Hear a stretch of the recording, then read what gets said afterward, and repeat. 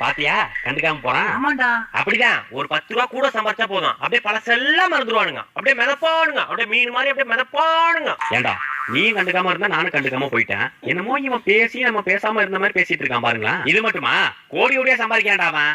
கோடி கோடியா சம்பாதிக்கிறான். ஏண்டா கோடி கோடியா சம்பாதிச்சா நான் ஏன்டா லோன் வட்டிலாம் இப்போ வரை கட்டிட்டு இருக்கேன். என்னடா சொல்ற? அதுவே தெரியாத உனக்கு. இன்னொன்னு தெரியுமா, அவனுக்கு கர்ச்சீஃபே 500 நோட்டு தான். எது 500 நோட்டு தான் கர்ச்சீஃபா? ஏண்டா என்ன கர்ச்சீஃபே கிடையாதுடா.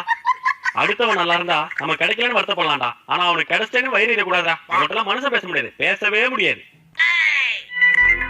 அங்க பத்தியாக்கா இப்படி ஆடிட்டு நெஞ்சு நிமிஷம் போறான் பத்தியா? போதும் அப்படியே கொஞ்சம் பெரிய லேட்டா போதும், அப்படியே நெஞ்சு நிமிஷம் அப்படியே போவானுங்க. நெஞ்சு நிமிஷத்துக்கு போறணும். சரி அப்ப பாடியை கொஞ்சம் லூஸ் விட்டு கொஞ்சம் பொறுமையா போவோம்.